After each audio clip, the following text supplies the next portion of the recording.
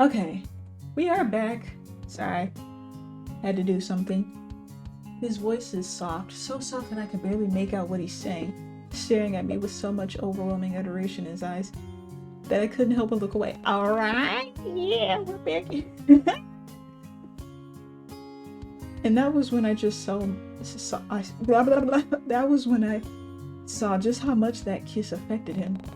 As if noticing how red his cheeks had gotten, Ren lets out an awkward sound and timidly turns his face away from mine. Sorry, Bunny, it's just that kissing you felt really nice. I didn't want to stop. Not that I would have kept going. You told me to stop. I guess what I'm trying to say is that I'd really like to kiss you again, if you want to. I had to allow myself a moment to collect my thoughts.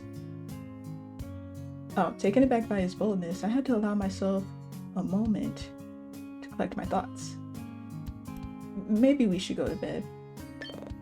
Yeah, okay. Sorry, I hope I didn't make things awkward. Not at all, it's just we don't really know each other that well. I see. Yeah, that makes sense. But we could get to know each other in the morning, maybe over some breakfast? Yeah, I'd like that. Giving him a faint nod, could even see in the dark, I awkwardly turn over onto my side and settle back into bed. As Ren does the same, I feel the mattress shift once more, and a heavy silence lingers in the air. Maybe he fell asleep already? Deciding to push my luck, I break the silence once more. I whisper to Ren one final time. Good night, Ren. Good night, Bunny. Sweet dreams. I'll stay a bit longer just in case anything happens. So don't worry about a thing. Just get some sleep. Okay? No one's gonna break in on my watch. I'll see you in the morning. The fleeting touch of his hand still lingers on my cheek as I find myself drifting off into a blissful sleep.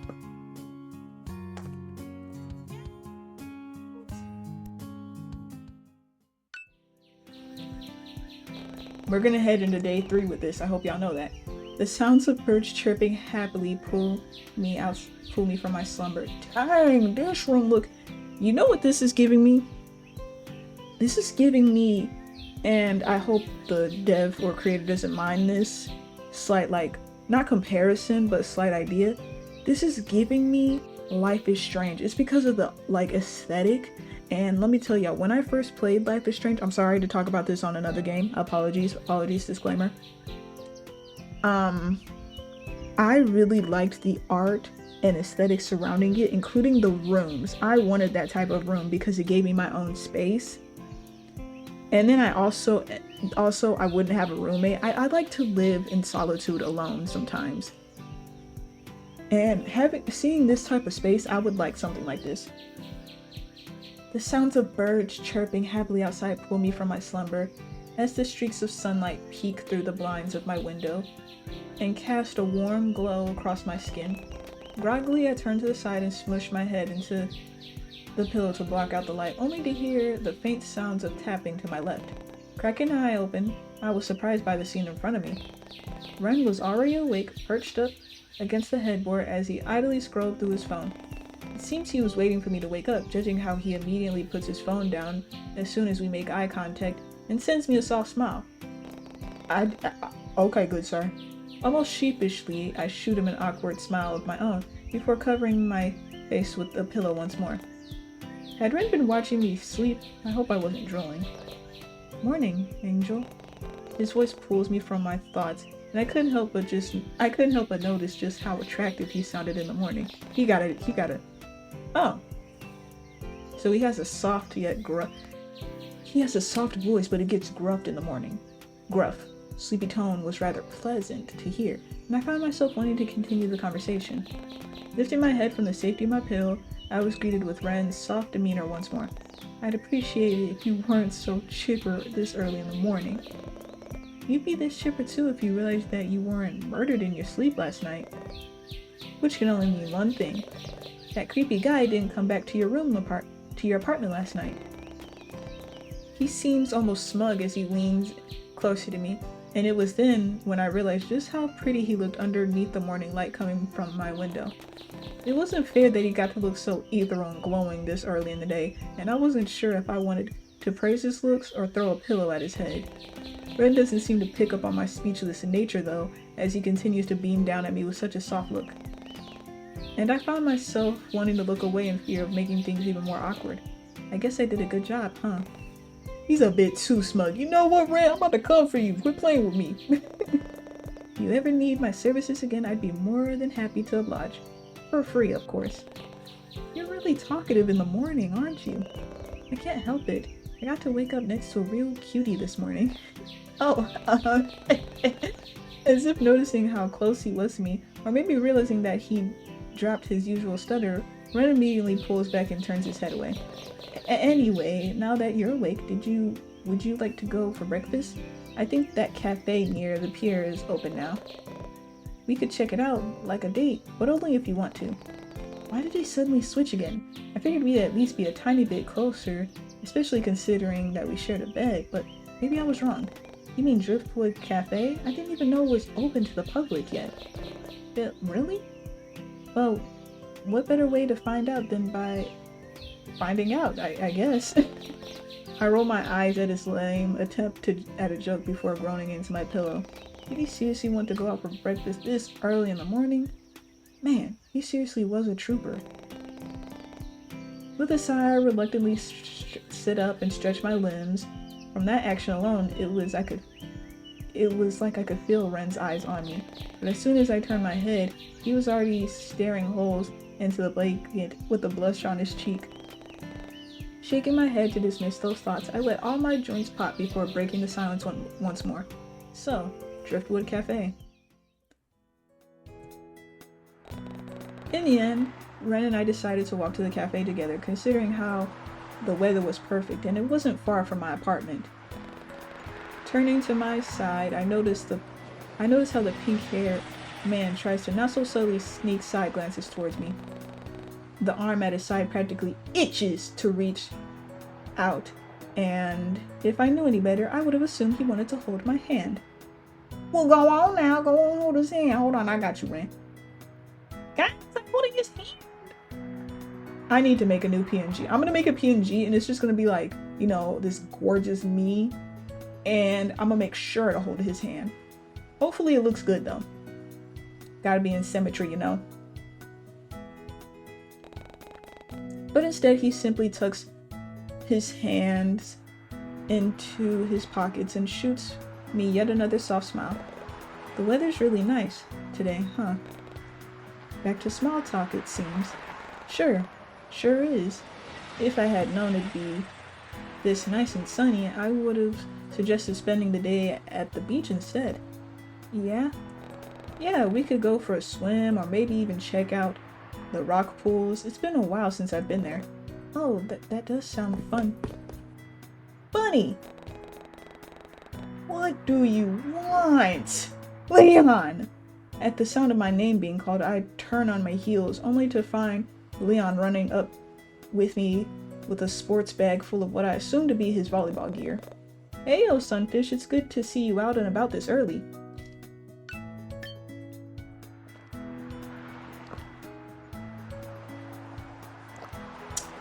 Oh my gosh. No, violets are not blue. I'm not me with the also. She's safe. Good.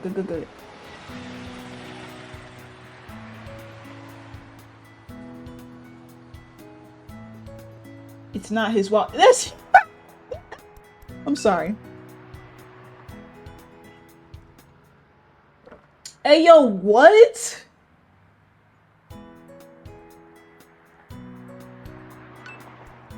You know, that's enough social media. I went on my phone for a minute and I'm already flabbergasted. I was just on my way to meet on the beach with Jay and Tio. Did you want to tag along? And hey, it's Ron. No, it's Ren! Get it right! Nice to see you again, buddy. Oh, it's Ren, actually. Sunfish? Huh? Oh yeah, Sunfish is a cheesy nickname Leon gave me when we were kids. I don't really get it either, to be honest. So, Sunfish and Ren, was it? Sorry about that, but I'm not too good with names. Faces too, sometimes. That's cap. Let's not lie here, Leon. This is Ren. Get it right. But hey, it's good to see you both again. Doing anything exciting today? If not, you can tag along with me, and Angelfish and I were about to go on a date, actually. Angelfish? A date? I don't miss the way Ren suddenly pulls my arm closer to his side, nor the way he clings onto me as though I suddenly disappear. You're going on dates again, Darl? Good for you. Yeah, we kissed last night. Again, yo, what the fudge, man? I said what I said. He need to back up. Dude, I accidentally have this turned up so high. Ooh. Y'all, the audio's gonna be a mess. Hopefully, y'all can hear. Good luck to your earbuds, though. Y'all not gonna hear for a while. Take good care of them for me, won't you, bud? He did. What do you think I've been doing ever since he moved away?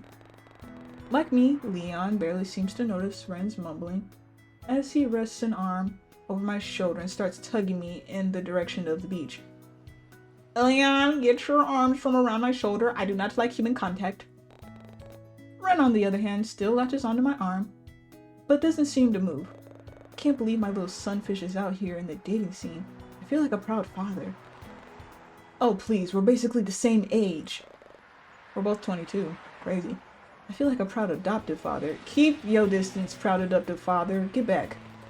Leon pretends to wipe a tear away from his eyes as he leans further into my shoulder, and it was only then that I noticed Ren wasn't following us. Turning around, I reach out to grab his hand, instead to tug him along. He immediately seems to perk up at the action and entwines his fingers with mine before falling into step. Alright, as fun as it is starting to catch up with my proud adoptive father who's the same age as me, which makes things kind of weird, Ren and I do need to get going. Yeah, of course. I don't mean to take up so much of your time. You've taken up too much of it. Thank you. Goodbye. He unhooks his arm from my shoulder and inclines his head towards the beach once more. But my offer still stands. If you want to catch up some more, I'll be down at the beach with... You and me both, Ren. Oi.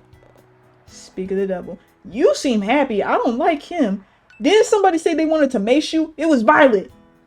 So you're Teal. Of course it is.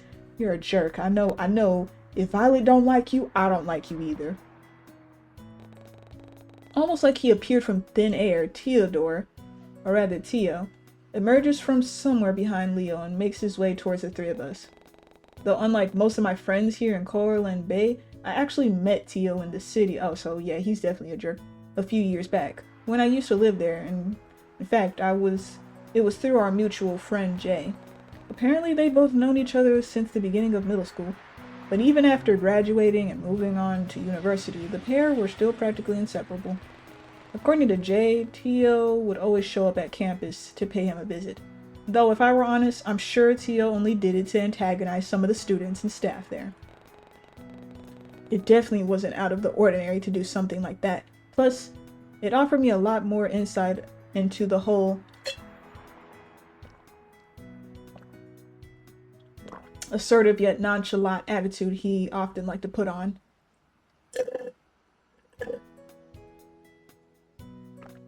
That's not all my water. I'm gonna drink some more. At first, the first time I'd ever witnessed it was when Tio found me sitting alone at a cafe. I still remember sitting there slack-jawed as he practically shoved my laptop bag to the side before he sat down and took a sip of my drink while it was his own. Like it was his own. You let this sucker put his nasty germs on our stuff? I'm throwing that mess away. The satisfied grin from seeing my displeasure said everything. And had he not offered to buy me another drink, I'm almost certain I would have told Tio to get lost and bother someone else. I don't care if you offered to buy me another drink. Get yourself back. Don't be drinking my stuff. Now I gotta cut you. But before I reminisce any further, you were reminiscing? That sounded like a nightmare. I hear Tio's footsteps drawing closer, and it pulls me back to the present. I watch as he walks up to us with a confident stride, before he purposely bumps into Ren with the sole purpose of sending him tumbling down into the metal railing behind him. But luckily, Ren manages to catch his footing at the last second, sending Tio an annoyed scowl of his own. I'm annoyed too, baby, don't worry. Give me a second, y'all. Get your back stuff. Okay. Mwah. Don't worry, Ren, baby, we will be leaving here soon. Anyway. Aw, man. Sorry about that. I'm not sure how I missed such a brightly colored children's mascot. We already don't like Tio in this house. If any of y'all try to convince me that he's decent, I will laugh in your face. I just want you to know that. Alright, there's no need for that here. Leon, you not helping by inviting him over. Despite Leon's tone, Tio barely pays the shorter male any mind, seemingly far more interested in Red instead. Let me guess, you're dressed up as Bunny the Buttercup. My 4-year-old cousin would love you. Oi, knock it off, mate. What's your problem? Don't know. What's yours? I could practically feel the tension between the two grow, so I decided to step in. Maybe you should introduce each other first before you try glaring each other down to death. Tio, this is Ren. He's I'm their boyfriend. Well, that was certainly one way to put it, especially without bringing it up with me beforehand. At his words, I shoot Ren a confused glance, but the determined look on his face had me biting back my words. Okay. Anyway, this is Tio. Wait, how should I introduce him? He's a loser! He's a friend from the city. He's my ex-boyfriend. He's just a fling. I've never seen this man in my life. That's how I feel about him. And I've never seen this person in my life either. You guys are hilarious. I don't like him, Leon. With a sigh, I try my best to clear the air of any confusion. Alright, Tio's just a friend I made back in the city. You wanna know what's hilarious? Buttercup's outfit over here. What did you just call me? Okay, enough. Leon, get him out of here before I do, and it's not gonna be in a pretty way. We are not, oh my god. Look, why don't we just drop this, yeah? You really need to stop trying to pick fights with everyone, mate. Don't get your panties in a twist. I seriously doubt Buttercup's capable of harming a fly, let alone throwing a decent punch. You can drop the nickname. Nah, but I think Dollface over here should drop you instead. Excuse you? Don't call me Dollface. Don't call me Dollface. I'll cut you.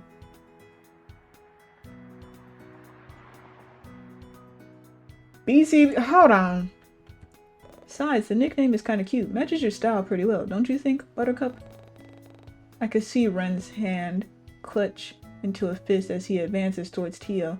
But thankfully, Leon steps in once more. Seriously, why don't we all cool off, yeah? I think we're getting a bit too heated. Look, we're gonna head down to the beach, and we're not coming with you. I want you to know that. I don't miss the way Leon sent Tio a sharp glare. Is it Teo or Tio? I know a bunch of people are gonna jump me in the comments. Are you sure you don't want to join us, Bunny? I promise to make sure that Teo.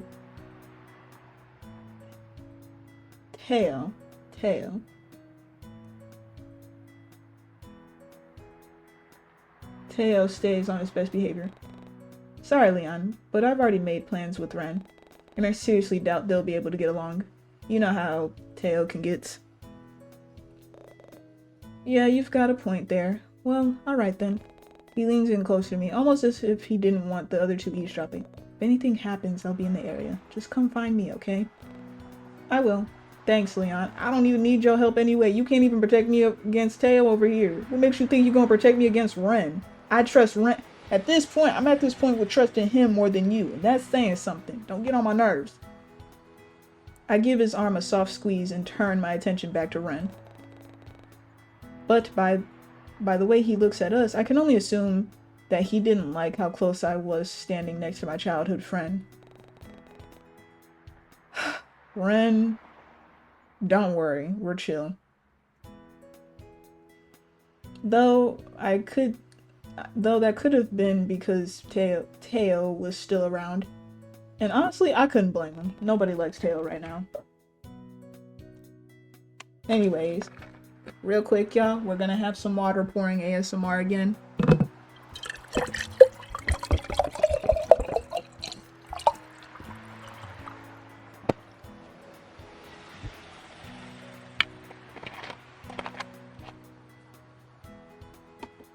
And now we got some water. I barely notice how Ren's mood immediately changes when my attention is back on him. Wait, hold on, y'all. I actually gotta check something real quick. Cause today is Wednesday. Okay, just had to double check.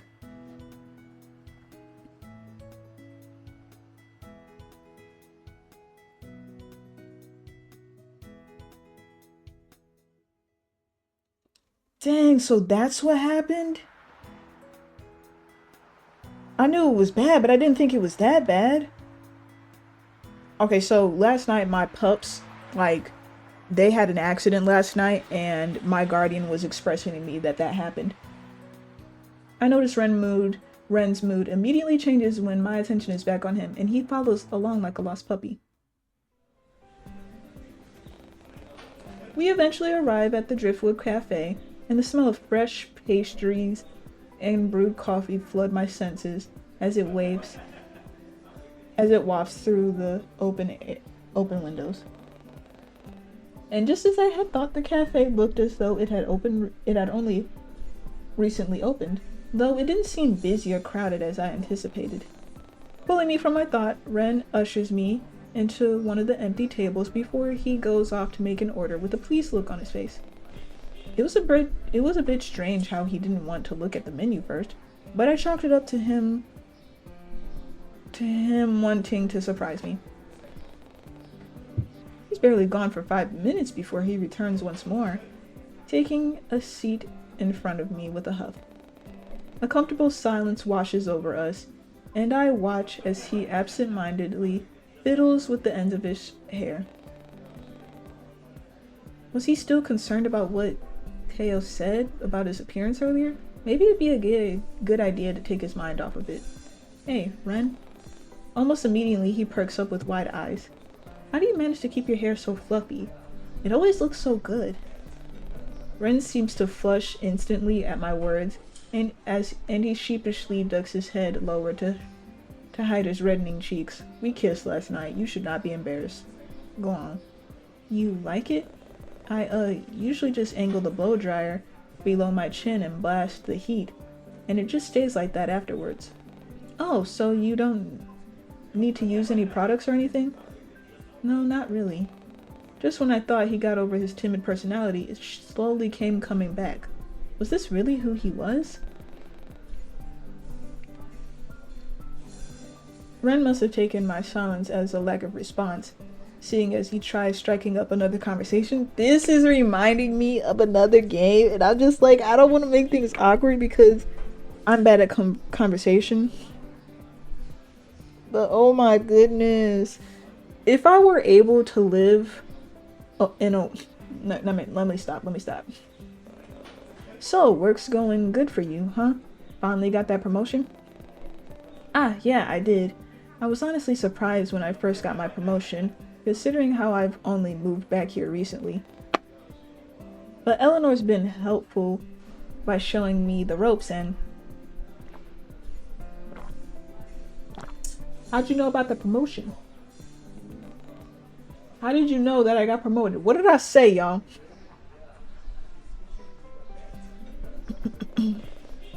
Oh, your coworker told me all about it yesterday after you left. Eleanor, right? She seemed really proud of you. Anyway, what were you saying about her showing you the ropes? I barely noticed how he managed to change the conversation back to me, as I recounted all the times Eleanor helped me through my first week of working at the library. Can we talk about the way he blinks? Like, I mean, it's fast, but like, I really like his eyes. It eventually reached the point where it felt like I had been talking for hours, and it wasn't until something caught my eye did I finally stop. Oh, that was a slight glitch that I will be fixing. Okay, let's not let that happen again. Apologies, y'all. Is Discord acting weird? Sorry, y'all. Discord actually helps me make this PNG over here work, so like I'm worried that it's probably causing that.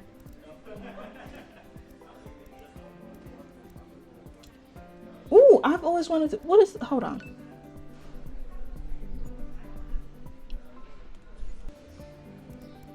That goth style is pretty cool.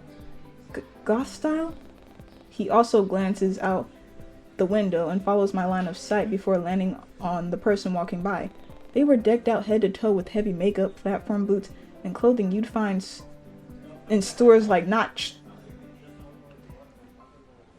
Tropic. Okay. Ren eyes seems to follow their form until they're out of sight, and the impassive look on his face made me curious. Yeah, it is kind of cool. Do you like that kind of style? Because I always thought you preferred something softer. Order 25? Ah. I know what you are. You, like I said, this sucker bugged my house. Saw that I like the soft aesthetic. Got rid of his little alternative aesthetic and went into the soft, you know, category. Ren, baby, you don't gotta change yourself for me. As long as you treat me decently, you know how to take care of yourself, your hygiene is good. And like I said, health matters, hygiene matters. You're treating me nice, you're treating other people the way they want to be treated. And last but not least, I guess those are just my top 4 standards, I guess. I think there's more, but we'll get down to it. Oh, that's us. Wait right here, I'll be right back. Before I could get a word in, Ren was jumping out of his seat and meandering his way towards the kiosk.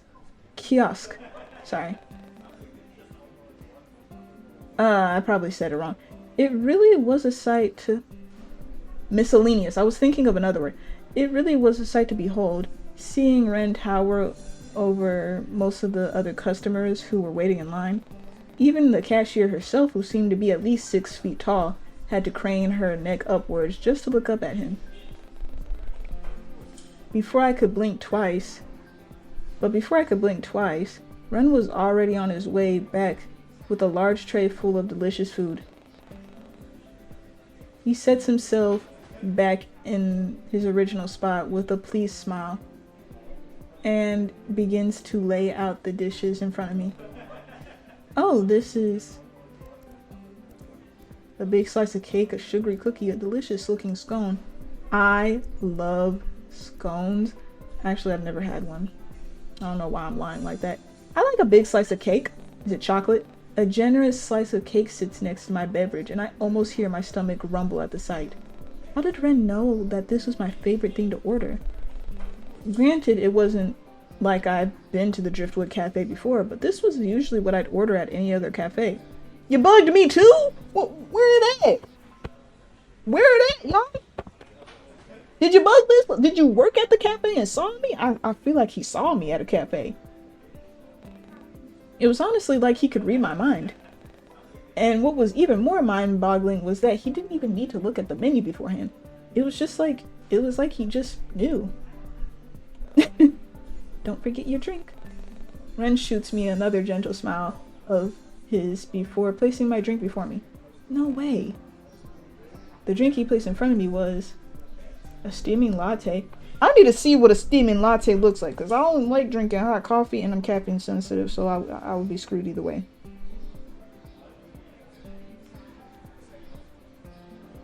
Let me see what a steaming latte look like. Oh yeah, I definitely wouldn't make it, yeah. A fruity smoothie it is. The inviting aroma of fruit floods my senses, and that alone was what assured me that Ren ordered my favorite smoothie. I usually like hot cocoa above anything else. Just like the ones I usually bring on my way to work sometimes. I hope this is okay. Unfortunately, this cafe doesn't really have much to offer, judging from the menu I saw online. Ah, so that's how we knew what to order. I even tried asking for napkins earlier, but I don't think they heard me. Maybe I should try again? I almost felt bad for him. But I also felt grateful for ordering for me. For ordering for me something I'd normally eat at a cafe. God dang, why did I stutter so hard?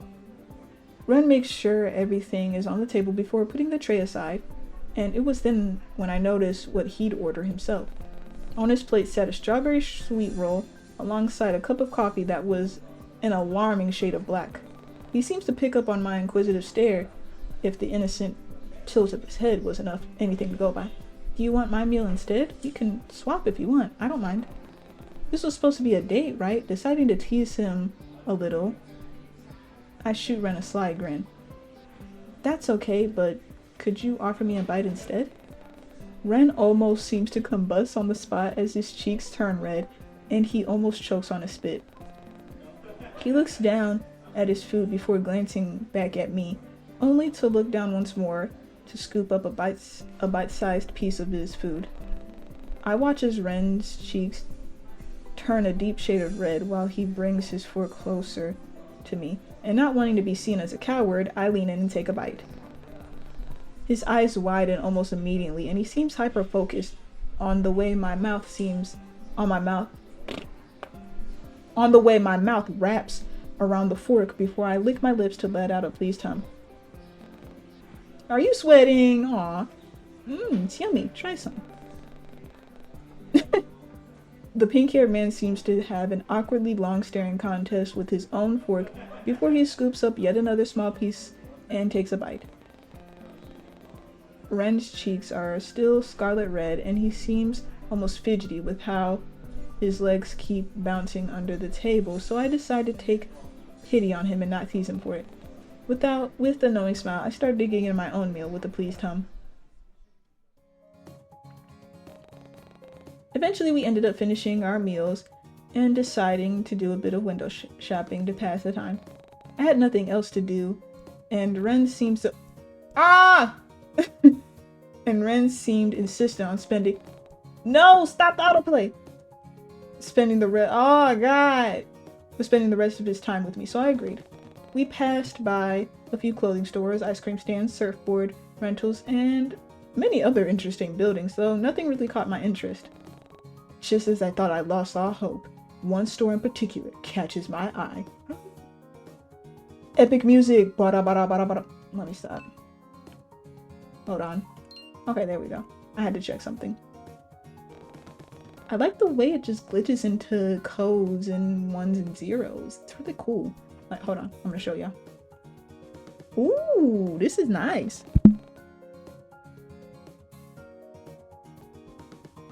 Sorry, y'all. I had to leave for a moment. That was my homie, my sister. That was my homie. They grabbing me Pringles. Well, not Pringles. I don't eat Pringles. They're grabbing me these types of chips that kind of remind me of them, but they're not those. In one of the display windows, I spot this cute little rabbit plushie in the style of Haruko's likeness. I mean, it even came with this limited edition sorcerer outfit and everything. I couldn't believe they were selling these things here, of all places, and at such a cheap price too. Ren seems to take notice of what I was not so subtly gawking at, but before we could enter the store, the cashier walks in front of the display stand and blocks our view. She drops a box of miscellaneous items at her feet and begins stalking the shelf next to the plushies before she finally notices us standing by the window. I don't miss the way her eyes widen at Ren. What do you mean? Obviously. Yay! I know y'all are behind the screen like, bro. Obviously immediately taking a liking to him and almost shamelessly pushes a strand of hair behind her ears before giving him a small wave.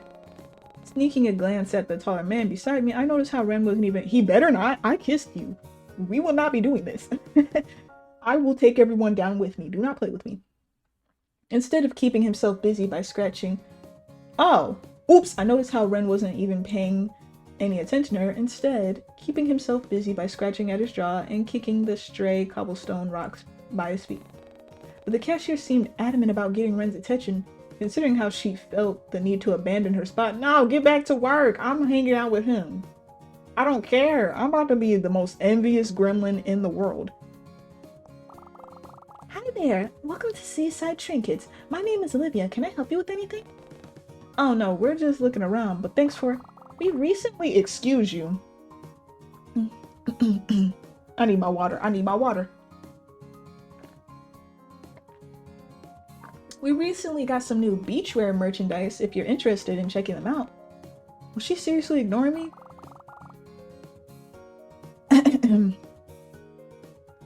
Ren, honey? Reminder.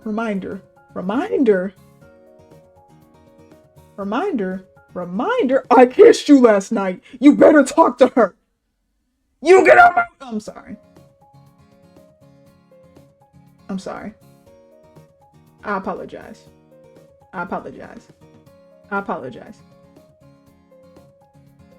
Oh, you kind of look like someone I know. Have we met? No, you haven't.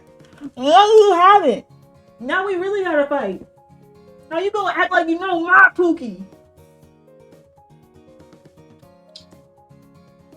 How you gonna act like you know him? You just saw him. You don't even know him. Now I'm salty. Literally, I'm eating salt and I'm salty.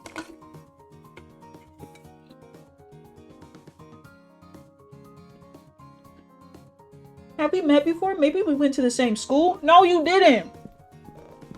Get away from her real quick. Cause she's making me mad. That's not nice.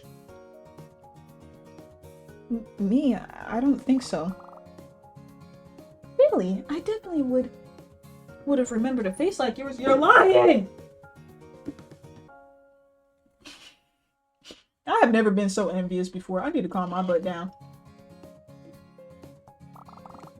Actually, now that I've got a good look at you. Uh-huh.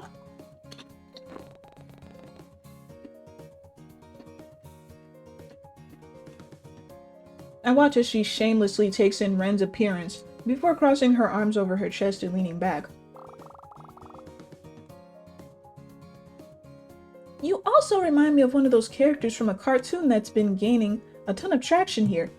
An anime, not a cartoon. Do not tick me off. You already making me mad. But I do like the way your eyelashes look. They look good. I will compliment a lady while also being her competition. Do not worry. Apparently one of those locations from that show is based on Corlin Bay's main beach. Are you talking about Attack on Giant? Is that the name of it? Then yeah. I don't really know much about those cartoons, but our company recently started selling some stuff for it to entice the tourists.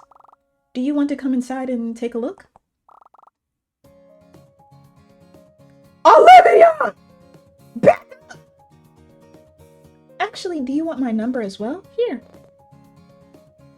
You had this prepared? Of course. Of course you did. Of course you did. You was waiting for a moment you meet a cute guy. It did not happen to be Ren, because that is my cute guy. We kissed last night. We kissed last night. Don't play with me. You always need to be ready in case any cuties walk into the store.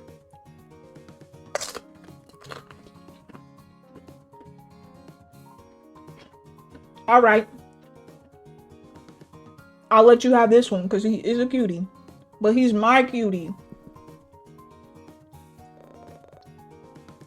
Well, I wouldn't want to sound like a hypocrite or anything. Ren looks at me with a shy, knowing look before he hesitantly reaches out to take the piece of paper. Oh, because he gave me his... Okay. A chance to ask. Ren already answers my silent question with red cheeks and a crooked smile. This is embarrassing, but I also had my number prepared for you when we met at the library yesterday. Here. He reaches into his back pocket and pulls out a folded pink sticky note of his own, before discreetly handing it to me, alongside Olivia's number as well. Huh? Why was he giving me her number as well?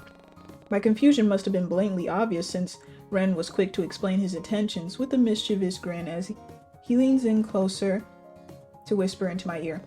Maybe we could prank call her later? That'll teach her to not give her number out to strangers.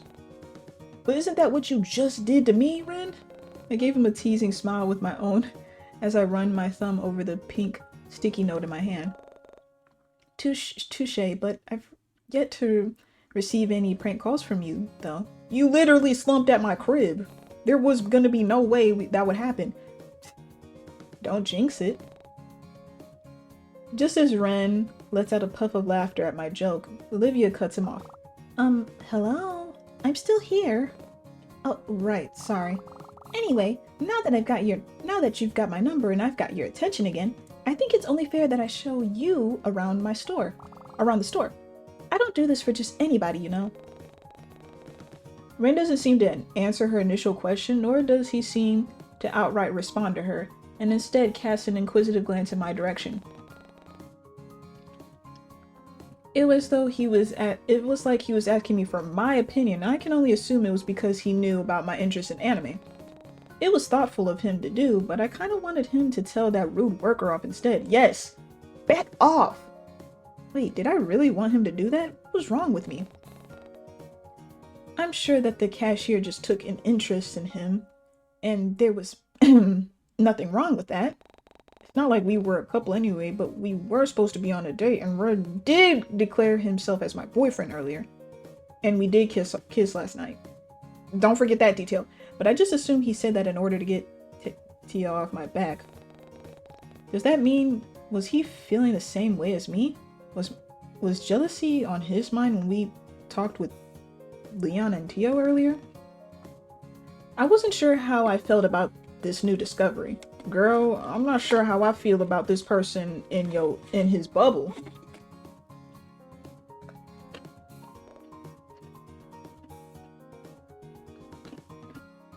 Honey? Huh? Do you want to go look at the items? We've still got a bit of time to kill. Here, why don't I show you the most recent stock? We haven't shown this to the general public yet, but I'm sure you'll love it. You mean I'll love it?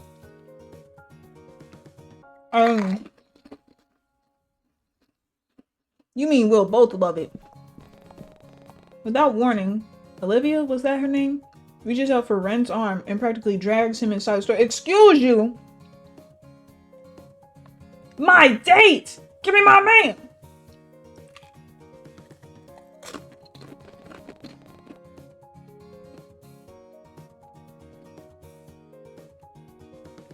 He lets out a surprised sound before leaning back and trying to grab a hold of my arm as well, but I was just out of reach.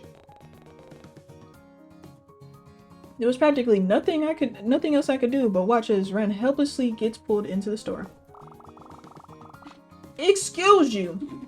It's back here in the stockroom. Usually we don't allow customers downstairs, but you're a real hottie, so I'll let you take a sneak peek.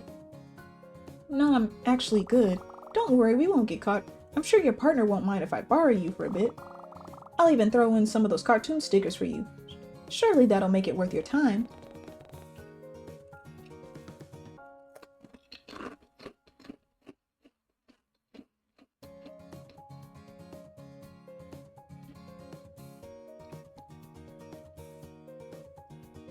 I have never been more envious and upset in my life. The wink she sensed. She sent him a wink? I can wink too. I can wink too, Ren. Ren, I can wink too. Ren, I can wink too. I'm sorry, y'all. And I honestly wish Ren would turn around so I could gauge his reaction. But instead, he leans in close to her face and whispers in a harsh tone that I could barely hear from my spot outside the store. If they weren't staring right now, I would have shoved. Oh! I'ma decipher for y'all. See, I'm paranoid. I know what he's saying. If they weren't staring at us right now, I would have shoved you down this staircase without a second thought. Honestly, It's super freaking tempting. She's flabbergasted. She's shocked. And at this point, my adrenaline rushing and I'm admiring this. No, no, I'm not. I'm actually worried for her. Please, ma'am.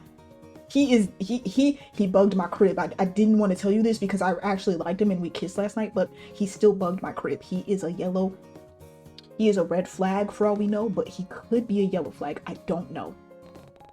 From their current position, it looked as though they were having a really intimate conversation, and I felt the sudden urge to look away. Why was I getting so bothered over this? I know we aren't together, but Ren shouldn't be off flirting with other people while on a date with someone else. We kissed him, bam! I would never want to be with someone who wasn't considerate of my feelings, and up until now,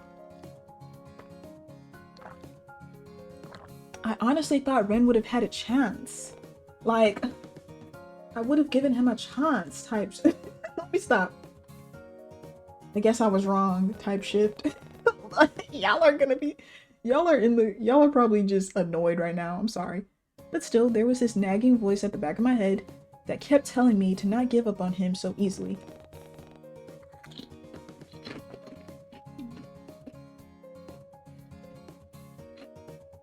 Ren was the one who confidently stood his ground when Tio got a bit suggestive, so maybe I should do the same? Would he even mind? Before I can even stop myself, step forward, homie. My feet start moving on autopilot as I march towards the two of them and reach for Ren's sleeve.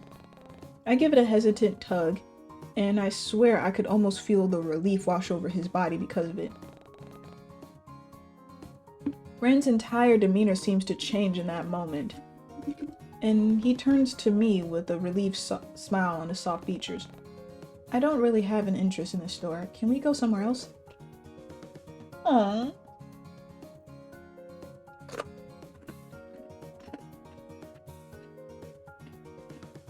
Yeah, of course. Wait, hold on. Ren carelessly shoves Olivia's outstretched hand aside and gently places an arm over my shoulder instead. How does he like her if he gonna do that? So he don't like her. MC, you being too paranoid. And just like that, he's already guiding me out of the store and back onto the busy street. I can hear Olivia sputter out a confused sounds as she watches the two of us leave, and I suddenly feel guilty for causing a rift between them. Don't! We literally kissed him! Stop acting like this! Like, what are we saying? What are we doing?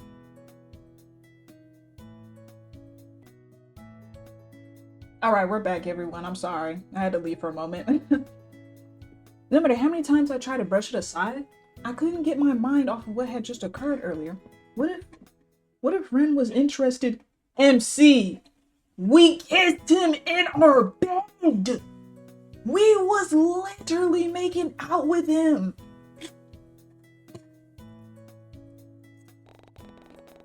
Granted, he probably shouldn't have he did not blatantly flirt with that woman while on a date with me, but he wasn't exactly the most confident guy.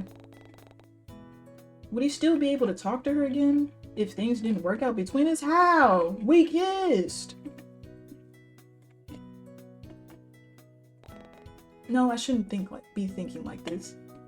You stay safe, bro.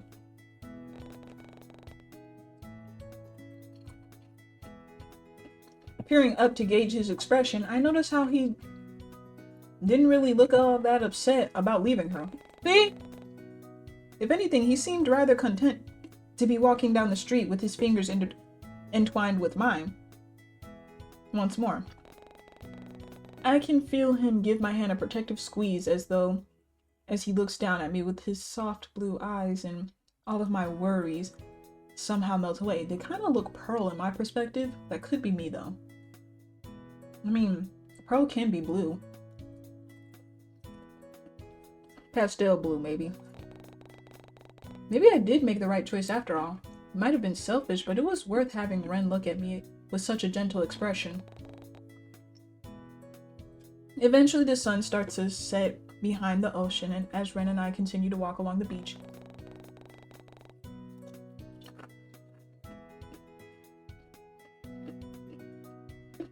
Most of the conversation was geared towards me and my interests again. But every time I tried to learn more about Ren, he only seemed to divert the conversation back to me once more.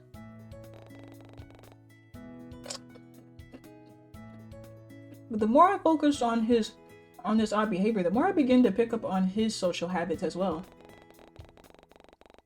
I learned that Ren would suddenly pick at the sleeves of his cardigan whenever he got nervous, or how he'd scratch at his jaw whenever the conversation strayed down a path he didn't feel comfortable with. His little quirk told me more about himself than the dead-end conversations that only led back to me. And I was content with knowing more about him than I did yesterday. I mean, we did kind of just like invite him to our crib. Ren no longer felt like a stranger I had met at a library, but rather someone I could consider a friend. Except friends aren't supposed to get jealous whenever... Friends also don't be kissing each other and then going to bed together, but you know... Whenever they see them flirt with someone else.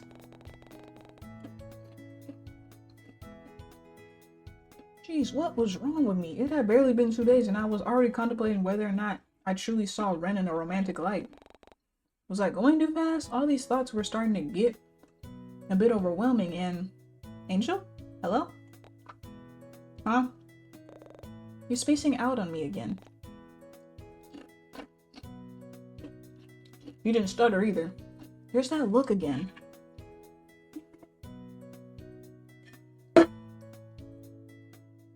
I'll be sure to buy my guardian some more chips. Here's that look again. He keeps peering down at me with so much adoration in his eyes. And if I didn't know any better, I think he was already halfway in love with me.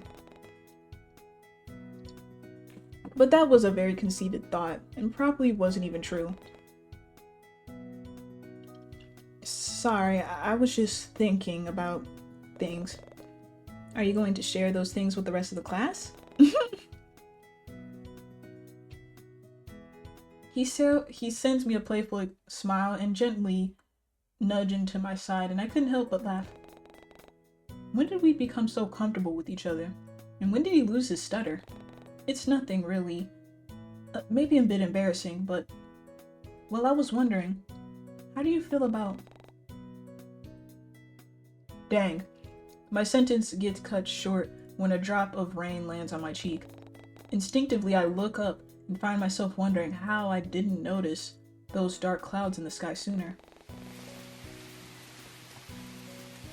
All of a sudden, more droplets fall down until it's all but pouring rain, forcing everyone in the area to find cover.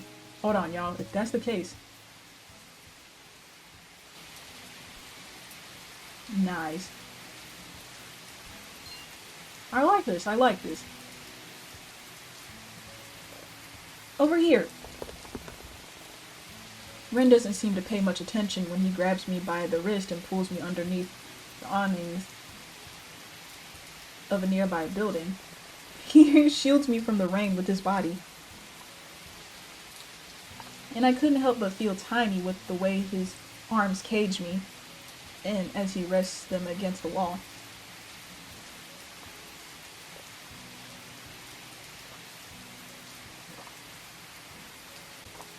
He is so cute. Oh my god, the pink. I love pink. Pink and blue. Well, green's my top favorite color. Pink and blue following. And then orange with yellow. Yeah. We look at each other in silence for a brief moment before erupting in laughter. Perhaps it was because of the adrenaline from all the panicked running or the fact that Ren's hair was starting to lose its fluffiness, but I couldn't hold back from letting out a fit of giggles. This only seems to spur Ren on as well, until we're both wheezing out of our lungs and gulping down air. I can't remember the last time I ran that fast. Me too. Dev, you are golded for making the ambience so perfect. I love the rain. I love the sound of rain. I love the sound of thunder. I just don't like it when it takes out the power, but still, I love rain. The booming sound of thunder echoes from afar and drowns out our laughter until we're both silent once more. Once we both calm down, Ren moves me further away from the rain before casting a glance behind him. Wait here. I'll buy us an umbrella so we can get out of this rain. But you'll get soaked. Nah, tis a sacrifice I'm willing to make. Aw, you are so cute and funny. I roll my eyes. Wait a minute. Guys, it's time. Yeah.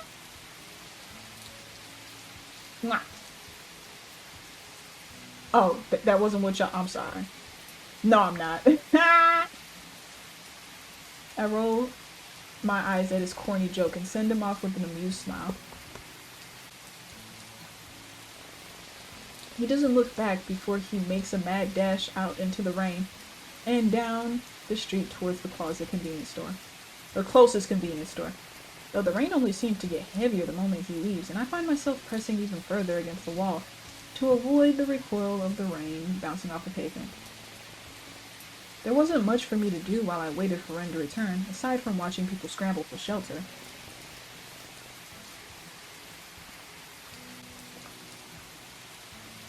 And just like that, the carefree sounds of laughter echoing from down the street capture my attention as I watch. Oh, the homie, op number 1, and the acquaintance / homie all run to cover like their life depended on it. As well, it seems as though their beach outing got cut short as well. Glancing back once more, I just had to double check. I barely make out the figure of Leon using his bag as a makeshift umbrella as he ducks under one of the awnings of an ice cream stand. All the while Teal and Jay trail behind at a leisurely pace, kicking and splashing water at each other in the rain. I had to look away the moment Teal started.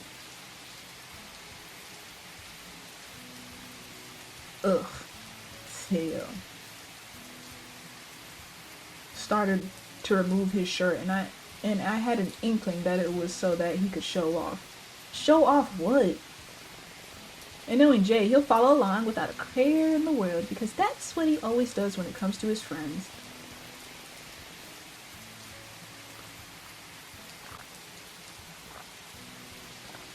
A part of me feels like calling out to the group to see if I can wait out the storm alongside them, but they all seem to be enjoying themselves, and I didn't want to get in between that.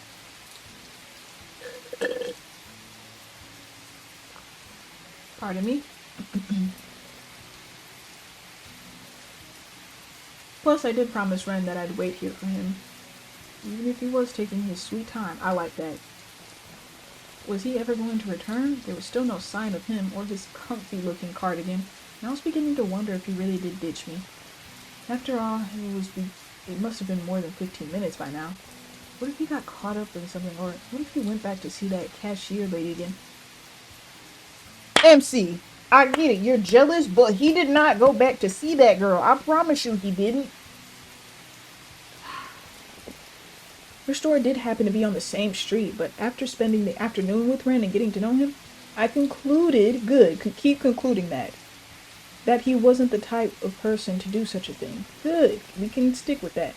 Plus, that'd be really a low blow considering that he was the one who offered to take me out on the date. I gotta drink my hot tea.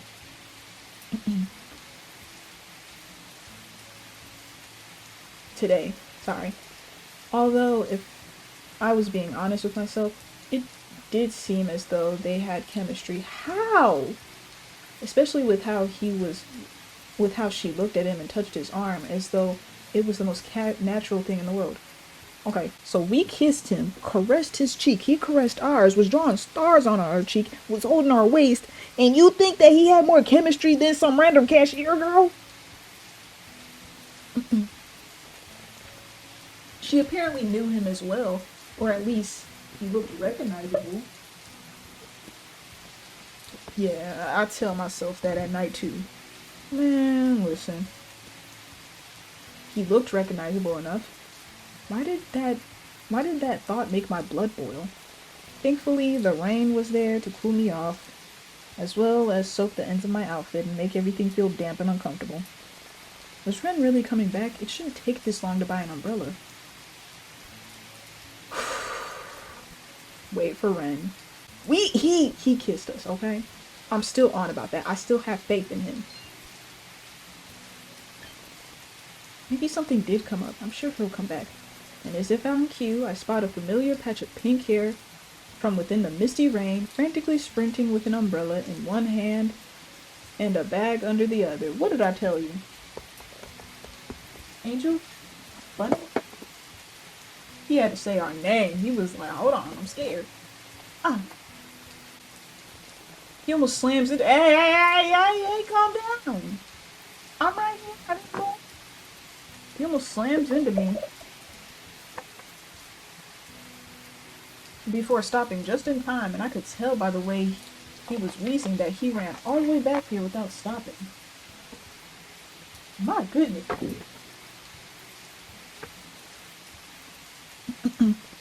Oh, snap.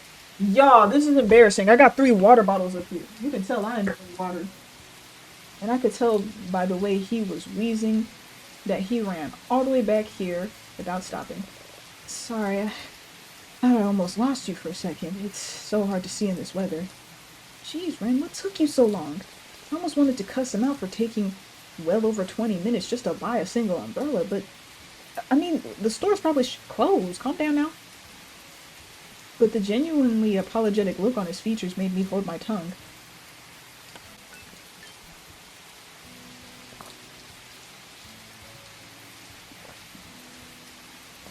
Yo, what the freak?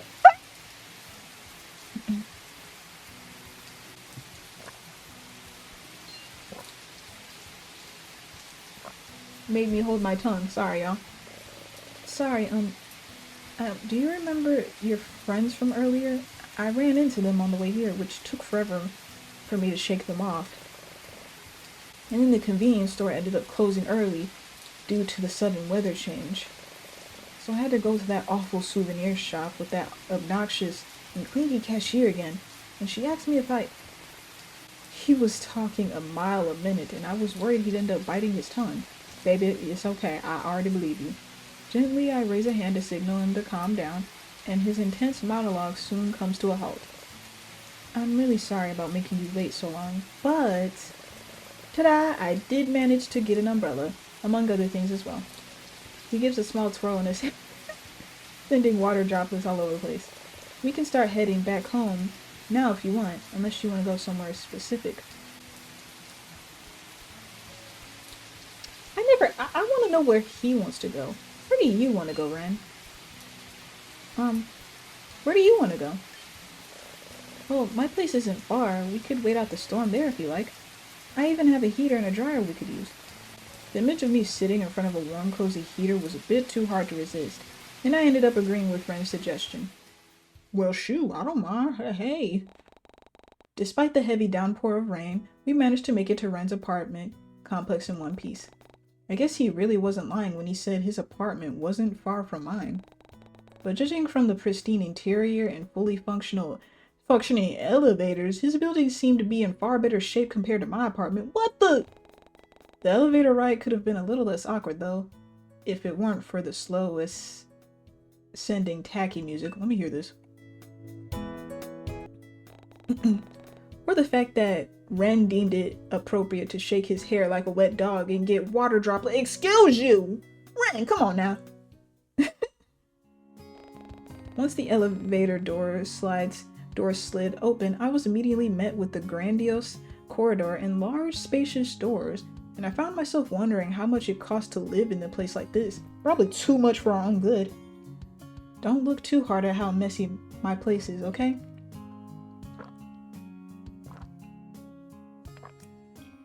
Messy where? I wasn't expecting to have someone over today, so I didn't bother cleaning up. You know, that's exactly what I said at my crib, you know? I'm getting a weird sense of deja vu. Thankfully, I don't have any white-haired neighbors who like to take their plants on walks. That's crazy. Actually, now that I think about it, it's a bit strange, but no one lives on this floor aside from me. I'm not really sure why, but I'm not gonna complain. I can make as much noise as I want, and no one would notice. Ren shoots me a mischievous grin, and I find myself wondering what he meant by that. Like, loud music and stuff? Movies? Yeah, something like that. Nah, he meant something else, MC. Don't be naive. We all knew what he meant. We all knew what he meant. You know what you meant, Ren. Don't worry, Pookie. We know what you meant. He meant blasted Smash Bros. Super Smash Bros, bro. Here I come. I'm sorry. No, I'm not. He unlocks the door with some electric card attached to his keychain, and the moment the door swings open, I let out an audible gasp. Yo! Ren doesn't seem fazed in the slightest as he flicks on the lights and walks into his own home, but I can only stand at the entrance of to his foyer in shock. Yes, foyer. He had a whole dang on foyer in his apartment. Oh, was this even an apartment? Surely a penthouse would have made more sense. Holy heck, Ren? Is there something wrong? What is it? I know the decor is kind of tacky, but it came with the apartment and I haven't found the time to do anything about it yet. I'm sorry, but are you the long-lost heir of a billionaire or something? This place is huge! And hello, is that marble? No, I just get paid a lot for my job. Enough to afford rent, at least. You know, I don't think I've asked you this, but what exactly is your job? Oh, my job is, well, I guess you could say that I'm a programmer? I don't know, I just take on a few jobs every so often. Nothing super fancy or anything.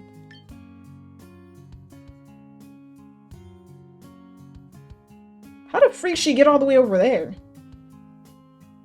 Where are y'all's locations?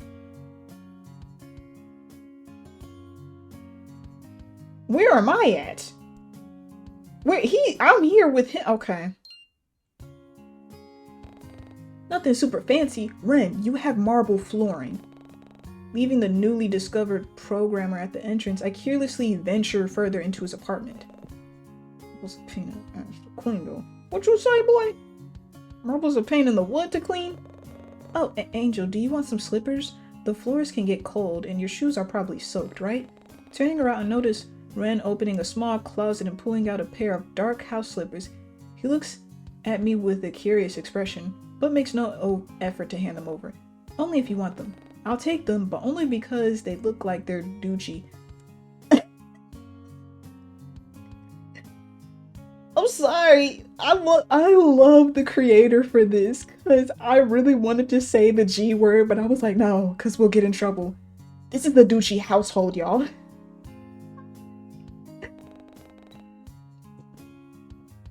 Ren lets out a puff of laughter through his nose at my joke, but doesn't seem to deny it. Were these slippers really from a luxurious brand? I put them on and oh, wait a minute. I noticed how they're an exact fit. You was measuring my feet too, bro? You barged in my house and started measuring my feet. Oh my god, he bugged my house, measured my feet, and was like, yes. They are 9 foot. Their foot is a size 9. I'm gonna get I'm sorry. And it makes me wonder if I just have an average sized feet or if Ren had bought a bunch of expensive house slippers in varying sizes. But as far as the imagery was, how did he accurately guess my shoe size without seeing much of my feet? Without seeing my feet. Hey, here, why don't I show you to the bathroom? I'll find you something to wear in the meantime while your clothes are in the dryer. Or would you prefer a towel instead? I guess that'd make more sense. Sorry, I don't usually invite people over. Better give me my towel and... a luxurious little. Actually, give me your hoodie or something. I want to wear that. Seeing his timid side resurface once more gave me the sudden urge to tease him. Is it Egyptian cotton? Okay, I gotta ask this. I'm sorry, y'all. Everything else sounds bun. Egyptian cotton? What's that? It's kind of in the name, Ren. Ah, well, I don't think my towels are from Egypt. I mean, that's pretty far away, and I can only imagine how expensive shipping would be.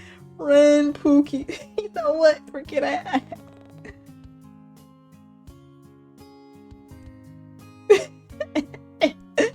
Oh my god, Ren is so cute, especially at his comment on shipping being expensive.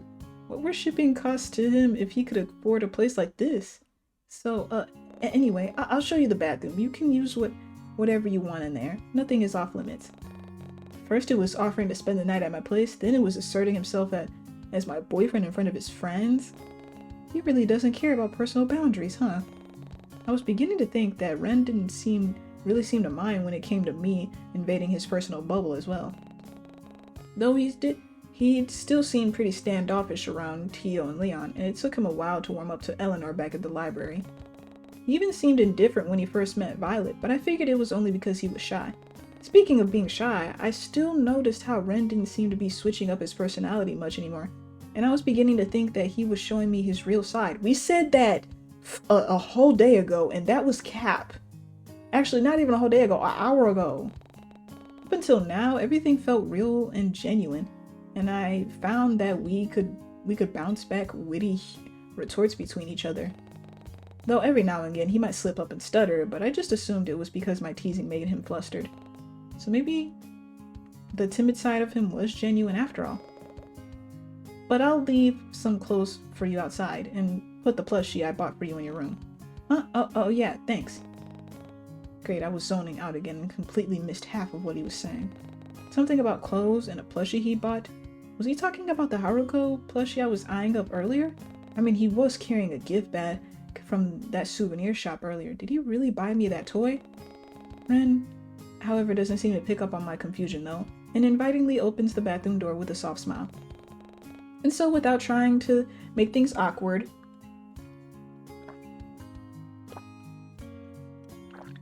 I quickly slip inside and lean against the door for support. Which was fortunate for me because one sweep of the bathroom had me stumbling back in surprise. Let me see. Oh! Guys, I think I'm gonna be living with Ren forever. I don't know what to tell y'all. Even his restroom looked expensive. I was afraid of touching anything, fearing I'd accidentally break it and end up paying for it. Glancing around again, I noticed how his countertop seems to be void of any dental care, hairbrushes, and skincare products, though a few bottles of concealer and open box of hair dye sit at the corner near the sink. Well, I guess that answers my burning question on whether or not he naturally had pink hair. Aww. Actually, that makes sense. But now it makes me wonder, if Ren does dye his hair, then what was his natural color?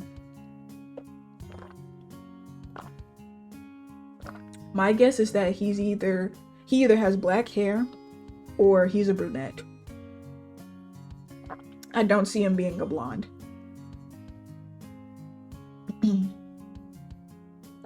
Naturally black hair. He probably has naturally black hair.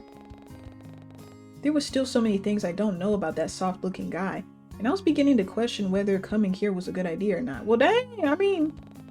Yeah, actually, you're right. That was me being kind of thirsty. I'm sorry, y'all. I decided not to waste any more time thinking about irrelevant things, and instead turned my attention back to the shower. Quickly stripping out of my clothes, I jump into the unnecessarily large glass booth and turn on the water. Glancing at Ren's shelf, albeit limited, hair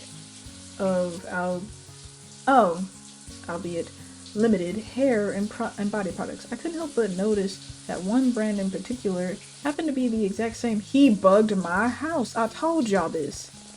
Did we use the same body wash? He didn't really smell like me, but maybe that was because I wasn't paying much attention. We was literally smelling on him the other day. I mean, who randomly smells people out of the blue anyway? Us. Last night. Twice. Shaking my head at such a silly notion, I begin to scrub away the lingering smell of rain from my body and quickly finish washing up. Bundled up in a warm towel, I crack open the large door and poke my head out into the hallway. True to his word, Ren left a small pile of clothing outside the bathroom, neatly stacked and propped against the side of the wall. Bringing the context back inside, I noticed one piece of clothing in particular was rather a comfy-looking hoodie, but the design in front, however, was rather morbid-looking and didn't really suit Ren's vibes. Maybe from a horror film or something? Shrugging my shoulders, I put the hoodie on and instantly get enveloped by the sheer amount of fabric. I mean, it made sense considering Ren's large and lanky frame, but this is just absurd. Dang. I had to stifle a laugh from the amusing sight in the fogged up mirror, but I had to admit, the soft fabric felt nice and warm against my skin. Even the scent that came from it felt oddly comforting somehow. Turning back to the remaining clothes in the pile, I gently pick up the nice item and try to put it on. The gray sweatpants didn't seem to fit the length of my legs, despite the number of times I tried to tug at the fabric, but luckily Ren was thoughtful enough to give me other alternatives. The dark pair of shorts that seemed like a better option, especially since it came with a drawstring and deep pockets. Once I was fully dressed, I stepped out of the bathroom and aimlessly walk around until I hear the faint sounds of TV playing. Feeling curious, I follow the source of the sound down the hallway. Breaking news: a sudden storm hits Bay as gale force winds knock over street signs and even awnings. Oh my gosh.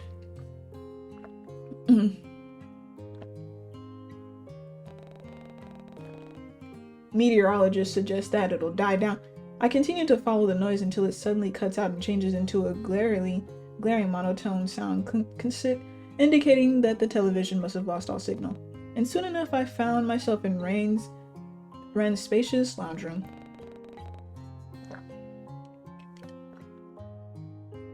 Aside from the TV, the rest of the lights were off, but I could still make out most of the dark shapes within the room with ease. It was just as ostentatious, oh gosh, as the rest of his house, though I couldn't help but feel like it lacked any form of life. It just didn't seem like someone actually lived here. The furniture was gaudy yet tasteless. There was hardly any personal decoration or colors, and there was nothing that really screamed Ren to me. That is odd. It's like he's just visiting and just sticking around. I don't know. There was no personal touches, photos, items, hobbies, nothing. Just tacky furniture and the bland smell of something sterile. If I was being honest, it gave off the same vibe as a dentist clinic or a hospital. I mean, he did mention recently moving in, right? Maybe that's why. Oh! Who moved in? Wow.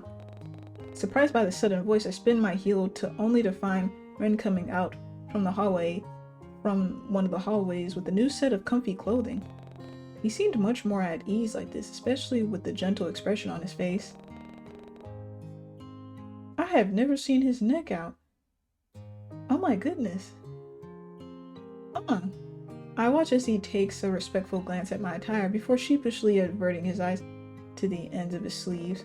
Sorry, that's the only pair of clothing I could find that might fit you. It looks really good on you though. Oh, thanks. You can even keep them if you want. I will, thank you. Oh, the sound of thunder rumbling in the distance cuts off Ren's mumbling, and I involuntarily step closer to him. Without missing a beat, he reaches out and rests a protective hand on my shoulder to steady me. Ren idly glances out of the window before turning his undivided attention back to— I know he fiending. He like, yes, keep thundering. Sorry, y'all. only this time with a determined look. It's really pouring, huh? I could only nod my head at his words, suddenly feeling sheepish all of a sudden. I really should have checked the weather forecast before I went out today. But to be fair, it didn't look as though it started spontaneously raining when I left my apartment this morning. And I guess I was enjoying my time with Ren to the point to where I didn't even realize the weather was turning sour. Angel? Sorry, what did you say? I just asked if you wanted to stay the night here, you know, seeing as how hard it's raining out there and your clothes haven't finished drying yet. It'd be no trouble, and I could return the favor considering how you let me stay at your apartment yesterday. Staying at his place for the night? Well, this certainly isn't how I expected to end my day. But would it really be that bad? It definitely beats waiting out the storm and walking home with a bunch of puddles everywhere. Obviously. What the freak is going on? I'm scared. Spend the night? Wait, what was that? Did I really want to stay the night at Ren's place? I guess I did. I couldn't really remember otherwise. I guess I could stay if that's really okay with you. What was that? This heart is going up. By a lot. This is crazy. Okay, sorry. That's really okay with you. Yeah, of course, it's totally fine. Wow, he was really an energetic, eccentric man. Wasn't he? Let me know if you need any more pillows or blankets. Or if the room gets too cold. I haven't worked out how to use the fancy heater system yet, but I can definitely try. Also, you already know where the bathroom is, but if you... Okay, I think I've got it, Ren. I shoot him a reassuring smile, and as I turn to face the door. I should have gotten used to his attentive and observant behavior by now, but it still felt like a foreign side of him that I hadn't fully uncovered. Still, at least he wasn't stuttering much anymore. I know, sorry. I just want you to be as comfortable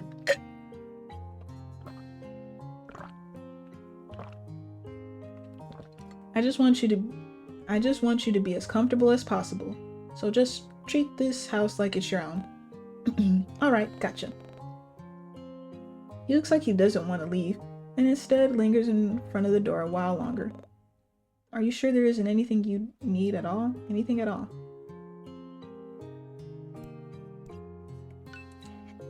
Oh.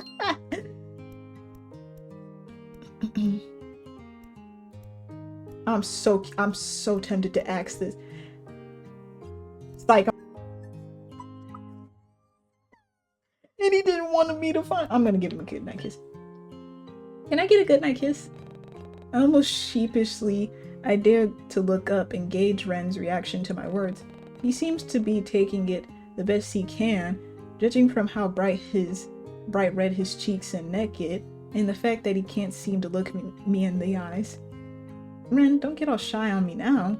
Before I could finish my sentence, Ren was already leaning down and pressing his soft lips against my own.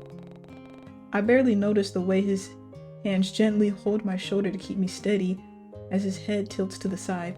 The kiss was brief and chaste, but it still made both of us flustered. Is that okay? Uh-huh. Okay, good. I'm glad. Good night. No! Come back! I'm taking you to my room. Come back! I had more to do. I was trying to drag him into my guest room. Oh my gosh. Shaking my head at his odd behavior, I close the door behind me and slowly make my way towards the bed. I noticed that the Haruko plushie Ren had bought earlier was sitting on top of the sheets, and I gently bring it closer to my chest and give it a soft squeeze. So he really did buy this for me after all. The faintest hint of cherry and mint emits from the toy, and my mind drifts to the thoughts of that strange pink-haired man once more. He was still as odd as usual, but some parts of him were starting to feel rather endearing. I noticed how he was no longer stuttering as much or acting shy, and it made me wonder if we were getting closer. Now that I really thought about it, how did I feel about Ren? I'm crushing on him, y'all. I'm sorry. Okay, so maybe I did rather find him endearing and attractive. Ren was very considerate and attentive towards me during our date, and I could find myself wanting to go on another in the near future. Certainly had boyfriend potential, but I still needed to work up the nerve to make it lead towards that direction. He seemed far too hesitant to do it himself, but it would have been nice to see him put more effort into it as well. Ah well, just knowing Ren wanted to spend the entire day with me is enough. Rolling onto my side, I hug the plushie closer so I can be surrounded by his comforting scent and slowly drift off to sleep. Yay! It's day 3! The unusual sounds of city life and traffic pull me away from slumber, and I wake to the sight of an unfamiliar ceiling. This wasn't my bedroom, and this certainly wasn't my bed. Last I checked, my duvets were patterned purple, a housewarming gift from Violet when I first moved into my apartment, not this dark shade of black. Confused, I rubbed— Now you know what happened! Yeah, I rubbed the sleep from my eyes in order to fully take in the rest of the room, and just like that, my memories from yesterday come flooding back. Oh right, Ren offered to let me stay the night due to the freak storm that swept over Cortland Bay. It was sweet of him to do it, and it had me wondering where he was right now. Was he still fast asleep, or was he already awake? Don't y'all say nothing about what I said in the comments. Deciding there's no time like the present to find out, I stretch out the knots in my body, wake myself up fully, and jump out of bed.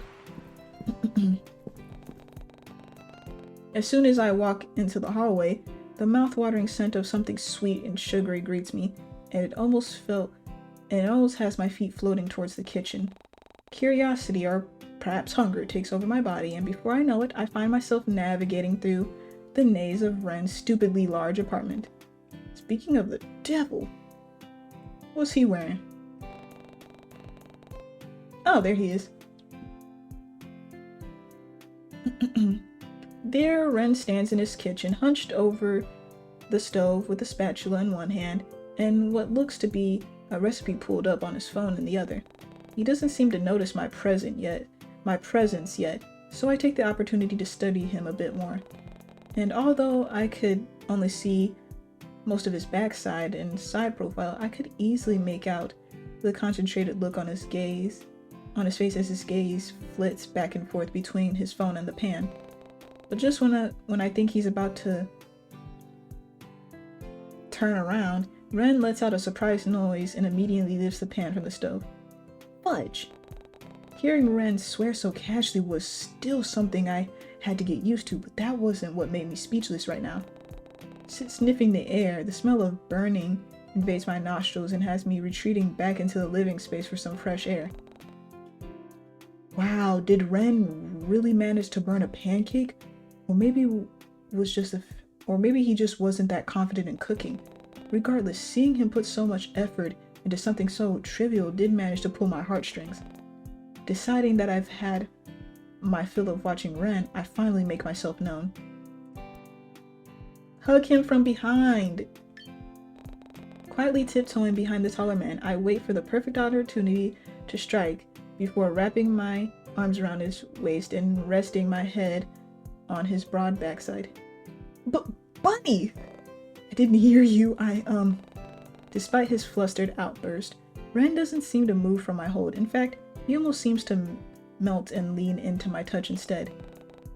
Almost as if to confirm my thoughts, I feel one arm of his wrap around my waist to pull me in for a brief hug. Good morning, Bunny. I was going to surprise you with breakfast in bed. Sorry, did I take too long? It was like I flicked an invisible switch because all of a sudden Ren was back to his usual timid personality that I'd grown to know. Aw, you don't have to go through all the trouble for me. It's fine, I really wanted to. Here. Aw, I want waffles though.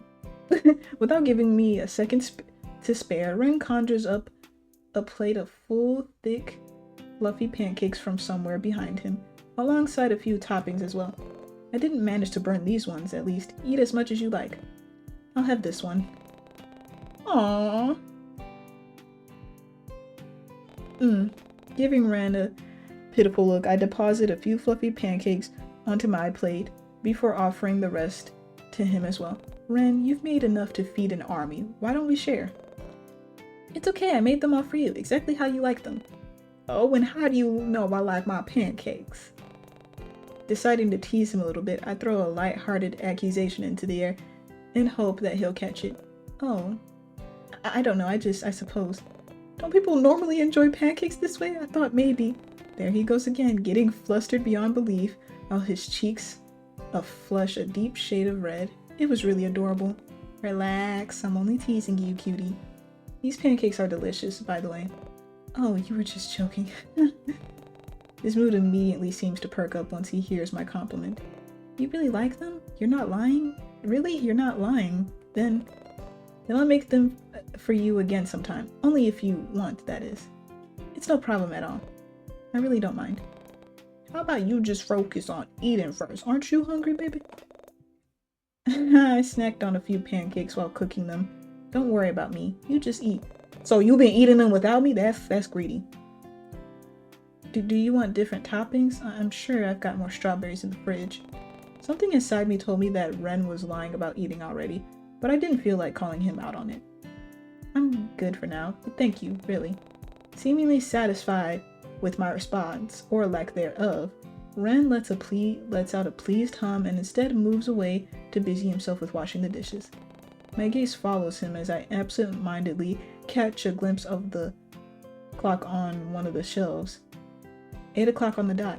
Wait a sec. 8 o'clock? We got work? Crap, I'm going to be late for work again if I don't leave now. I still need to walk home and get changed and... Hey, it's okay, Bunny, calm down. Look, your clothes from yesterday are washed and dry. Why don't you change into them, and when you're ready, I can drop you off at work. Ren. Here I go again, relying on this enigma of a man, and taking up too much of his kind hospitality. I was already overstaying my welcome by using his dryer and sleeping in a spare bed, but now I was eating his food and being exactly 5 minutes away from getting a lift in his car. He really should be the one being called Angel instead of me. Thank you so much. I owe you my entire life. And here I thought I was dramatic. Another date with you will do just fine.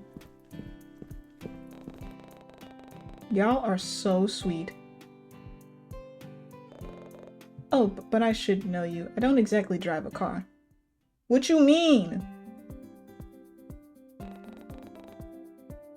Turns out he owned a dang on sports motorcycle. Ah, nah. Ah, black, sleek, and scary. But what surprised me were almost the faded "I always with you" sticker decals that adorned the tank. So Ren was a fan of that webcomic as well. I always assumed the community was rather small. There wasn't much to talk about the webcomic online, so it was nice to know someone else enjoyed it as much as I did. But just as I was about to bring the topic up, my vision goes dark as Ren places a helmet over my head with a smile. He fastens and adjusts the strap before motioning towards the back of his bike with an expectant look. Immediately, I was a bit hesitant to hop on that thing, but Ren assured me that he'd tell me what to do and keep me safe the entire time. Daunting couldn't even begin to describe how I felt when the engine turned on, and I was certain Ren had scratch marks with how tightly I was clinging to him, but I somehow came out of it unscathed. I even managed to bag myself a nice warm hoodie that smelled like Ren, even if its only purpose was to protect me from the wind and flying debris. And when we parted in front of the library with a friendly goodbye, Ren waited until I was inside the building before taking off. But I barely make it 3 feet inside before a mess of blonde hair enters my field of view and almost knocks me over. Bunny, there you are. Quick, I need your help. Eleanor's anxious demeanor catches me off guard, and I immediately do a sweep of the library for anything out of place. But I'm hardly giving any time to take in my surroundings before Eleanor reaches for my arm and all but drags me behind the reception counter towards the mountains of paperwork. Oh my gosh! Stacks upon stacks of books, files, newspapers, and manila folders cover the entire expanse of their desk, and for the briefest moment, it almost resembled a messy archive repository rather than her workstation. What's all this? This was supposed to be sorted out yesterday. I swear I did it already. In fact, I know I did. I remember leaving it all in Conan's office before I left work yesterday, so you can imagine my surprise when I saw it back on my desk this morning. Eleanor seems genuinely confused, especially with how she's flitting about, pacing back and forth in front of me. It was almost like she'd seen a ghost, and if I didn't know any better, I almost would have believed it. Please help me. If Conan finds out I somehow messed up again, I don't know what will happen. Oh, hey, don't worry, Elle. I'll help. I doubt Conan will get mad. You know how he is. I suppose you're right. Her shoulders seem to visibly relax as she slumps into her chair with a heavy sigh. Thank you so much. Funny, do you think you can manage the stack of books? I'll handle all the files. Without missing a beat, lest our boss magically appears somewhere behind us, we immediately get to work.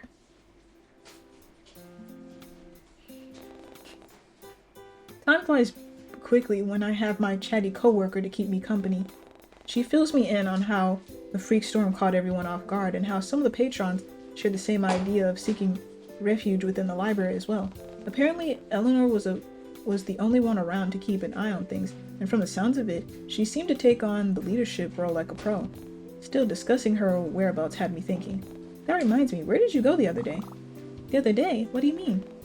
You remember Ren, the pink-haired guy? Oh, Loverboy. Yeah, him. After we had that conversation with Ren, I never saw you afterwards. Oh, let me think.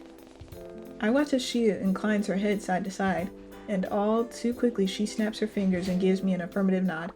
Oh, that's right. Well, this is a bit embarrassing, but I ended up going home early.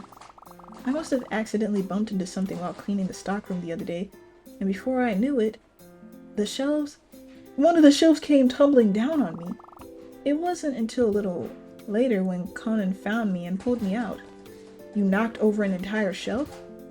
Miss Creston. Knowing I was only teasing, Eleanor sends me a sheepish smile and bows her head to hide her reddening cheeks. Now that I think about it, the shelves in the stockroom had always seemed relatively stable to me. My coworker wasn't known for her strength, so it didn't make much sense for it to topple over that easily. But thankfully, Eleanor elaborates more, almost as if she could hear the gears in my head working overtime. Well, I suppose it was a tad bit odd. I mean, I've worked in this library for more than 5 years now, and not once have I heard so much as a creak from those shelves. He knocked them over on her.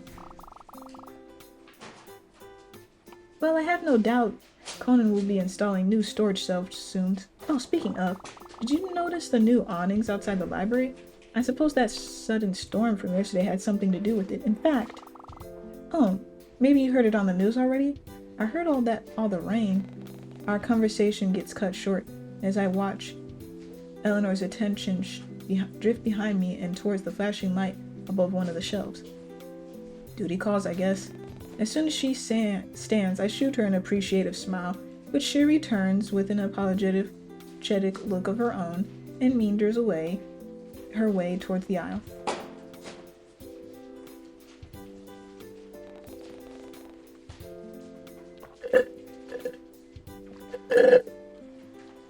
Now left to my own devices, I go back to sorting through the books and putting them into separate piles. I managed to get a solid 10 minutes to myself before the sudden sense of unease creeps upon me. It felt as though someone was watching me, so I take a curious sweep across the vicinity and locate the source. But nothing seemed out of the ordinary. People were studying, others were quietly typing away at the computers, and I could even spot the back of Eleanor's head from her spot near the fantasy fiction aisle. Nothing was out of place, yet that unnerving feeling of having eyes on the back of my head still lingered. In fact, now that I think about it, it was really eerily similar to the feeling I got when I was walking home a few days ago. Violet's words about someone breaking into my apartment echo in my mind, before it all suddenly dawns upon me. The supposed person watching me, could it somehow be linked? No, definitely not. Shaking my head, I tried to dismiss those unsettling thoughts before they start to develop into something more sinister. There was no one watching me, after all.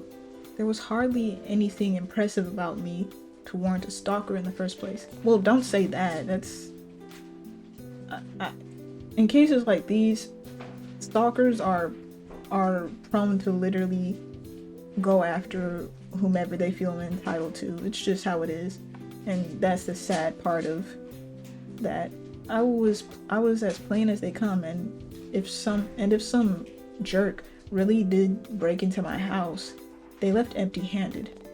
That alone clearly proved that I don't own anything worth stealing, except maybe my limited edition Attack on Giant figurines, but even then, I remember thoroughly inspecting my entire apartment once I got home. Nothing was out of place, nor looked like it had been touched.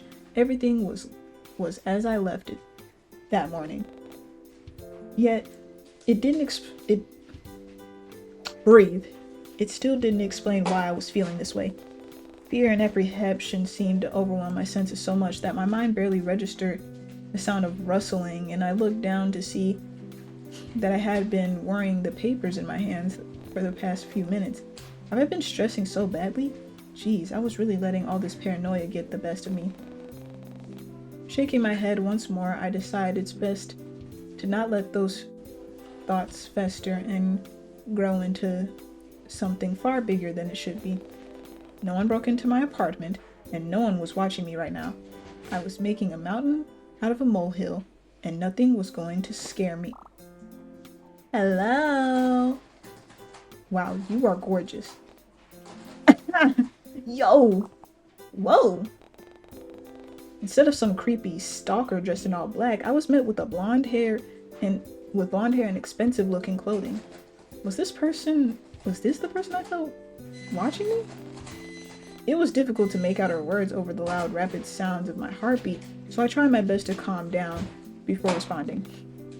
Sorry, I wasn't... Whew! I didn't notice you come in. Welcome to the Corlin Bay Library. Can I help you with anything? I hope I sounded professional enough, though I'm sure there was still a lingering sense of fear in my words and facial expression to match. But it starts to dissipate as I take in the woman's appearance. Her green eyes seem oddly familiar to me, but what gives it all away is how the woman slightly inclines her head to the side as she looks at me with concern. Surely not, was that. I don't suppose. Are you... Kira? Eleanor has told me all about you. In the flesh, I'm actually here to visit my darling sister. Would you believe? But now you've piqued my interest. She shoots me a harmless wink and rests her hands atop of the reception counter. Wow, even the clanging of her jewelry sounds expensive, and I can't help but look at her in awe. Tell me, what else has Nori said about me?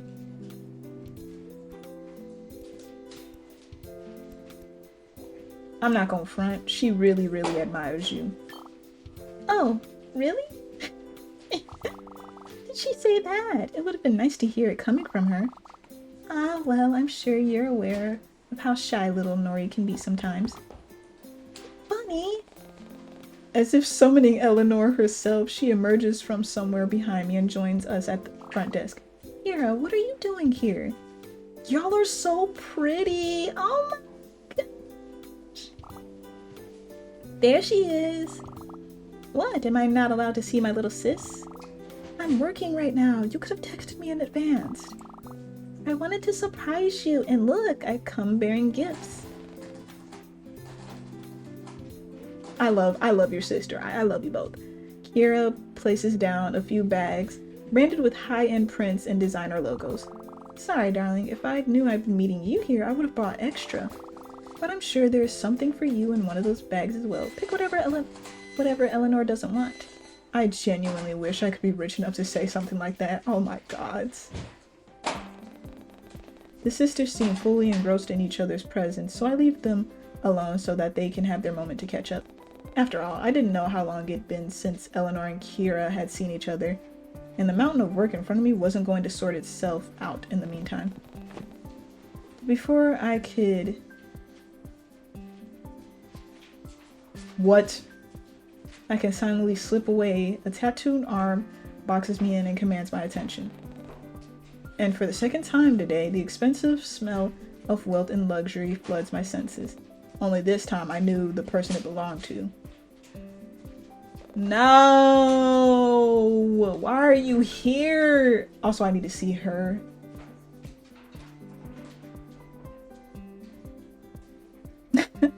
I like her. I really like her. Oh, the hearts. The heart is full. So if I can get people's hearts up to like full and stuff. Cause his heart is full. That is so cute. Dang, who are they? Seemingly out of nowhere, Teal appears with that familiar smirk on his face and unbothered drawl in his tone. He's absolutely shameless with how his eyes take in both sisters' appearances, before he's leaning more of his weight onto his arm and shooting me an expectant look. Don't even think about it, Teal. Trust me, you don't want to know what I'm thinking about. Given how he leans in closer to my side with a sultry grin, I end up believing his words. After all, I wouldn't put it past Teal to think multiple ways to cause a scene in his free time. Not jealous, are you? Why would you even... Whether or not it was my sudden outburst that captures their attention, Eleanor and Kira finally seem to notice us, and I thank my lucky stars for a chance to escape this conversation. Perhaps I could sneak off to the employees' lounge while everyone is busy talking? I'm sure you work here too? I've got a few things that you could check out. Despite my disgust at Teal's blatant flirting, Eleanor seems to be eating it up with a slight blush on her cheeks. Actually, I'm just visiting. I don't work here, but little Nori over here does. I'm sure she can help you out. Despite her friendly tone, Kira seems to be passively shutting down Teal's attempts at flirting and redirecting it towards Eleanor instead. Yet Teal doesn't seem to be picking up on it, instead choosing to lean more against the counter so that his muscles flex under his forearm and crosses his ankles. You're not from around here, are you? I'd remember a face like yours. Name's Theodore. By the way, but cuties like you can call me Tio. Get out of the library! Charming, I'm Kira. And no, I'm only in town for a few weeks. I'm visiting some relatives and finding some inspiration before I head back home. Inspiration, huh? I could show you around. Well, aren't you fun? What about my baby sister? But I'm older than you. Come on, live a little, Nori. You always tell me how you're holed up at work all the time. I suppose, but looks like you're in need of a bit of fun. I can help with that. Have either of you been to the aquarium yet? It opened recently. Not yet, but I'll have to give your offer a pass, I'm afraid. Aquarium's not your style? You're not my style. Ouch. Despite the low blow to his ego, Tio didn't look the least a bit offended. In fact, he seems to thrive off of it. But as if fate felt the urge to intervene, Kira's phone suddenly goes off and startles everyone. Sorry, give me a sec. I need to take this call. She slips away before any of us have the chance to respond, and without missing a beat, Theo immediately takes her previous spot besides Eleanor. And what about you? Me? Does anyone else? Don't see anyone else around, Princess. Oh, well, I mean, I think it'd be fun, but I suppose it would be a bit awkward if it's just you and me. You heard her, doll. Don't call me doll! Why don't you tag along? I'll see if Leon wants to join in on fun. It'll be like a double date. I'll be inviting Ren! At that, Eleanor visibly seems to relax a little bit. I spear a quick glance in her direction, and I can pick up on the barest hint of hope in her eyes. Wait, she wanted to go on a date with T? You want to go on a date With that loser? That bum? I don't know. What? Got better things to do? Look, I'll pay for everything. I can even pick you up as well if you want. Sound good? Not that I'd ever openly admit to it to Tio, but his offer was finally starting to sound tempting. I mean, free food and a free outing. It was too good to refuse. However,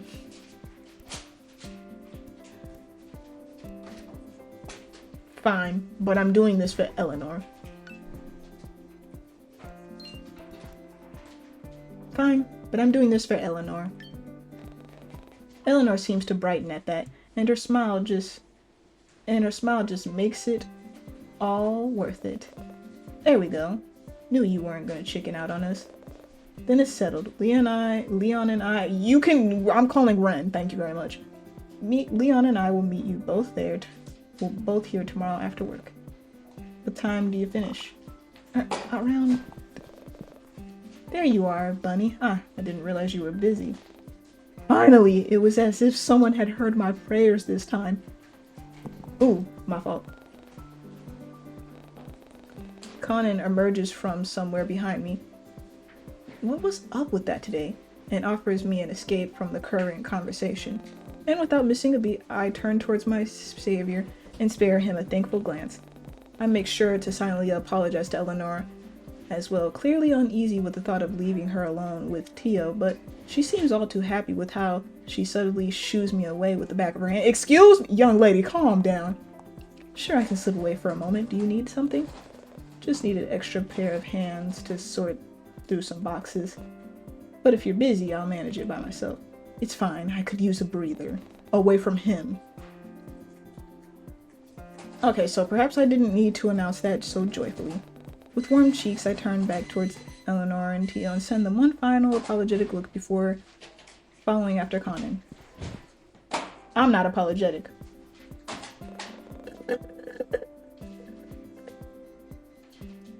Eleanor's my friend. That one back there is not. Apologies for this. I didn't mean to steal you from your friends. This happened to be sorting through all of the...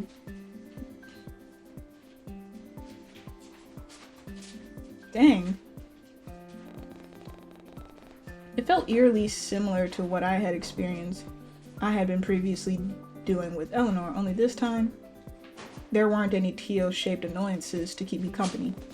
Man, I swear Conan had to be the only boss who'd be perfectly fine with their employees slacking off to talk with their friends instead. He hadn't said a word about Tio, and possibly Kira too, depending on how long he'd been standing there behind me, and more seemed okay with us huddled around the reception desk. Deciding not to push my luck, I returned Conan's soft look with one of my own. It's fine, don't worry about it. I've been meaning to ask you something, actually. Has everything been going alright with you? Nothing shady has been happening lately. What do you mean? You haven't heard the news? There's been a few yeah, there was literally 4 murders, girl! Like, come on now. Lock in. We watch the news. There's been a few murders happening in the Bay Area recently.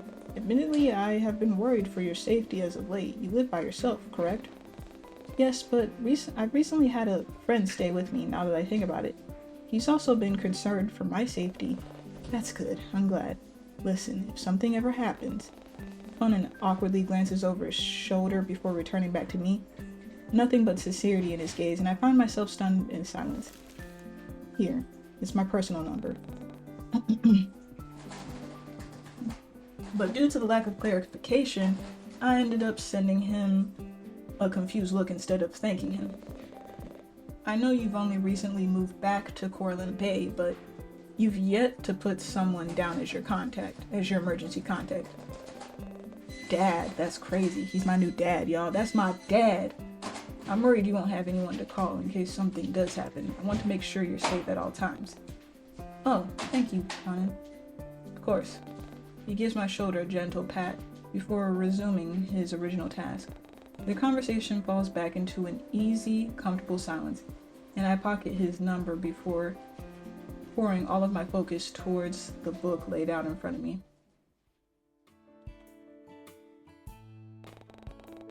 The rest of the shift passes by uneventful, and at some point Eleanor informs me that Kiara had to leave for a work-related matter and wouldn't be coming back for a few days. She even asks Eleanor to give me her number as well, alongside with mentioning about us sharing more embarrassing about little Nori the next time we talk. Whatever that meant. Still, it was really nice to finally meet Eleanor's sister, and it was even kinder of her to give me a fountain pen before she left. Or at least I assumed it was Kira. I found the expensive-looking box sitting on my desk once I returned, and I wasted no time in opening and examining the contents. The pen itself appeared to be made by extremely high-quality materials, and cursive B and R logo looked rather fancy underneath the light. I made a mental note to get something for Kira as well, before pocketing the pen next to Conan's number, and packing up my belongings for the day. But as I'm slipping out the library's back door, I notice a familiar broad backside, a patch of blonde hair, and no! Ah!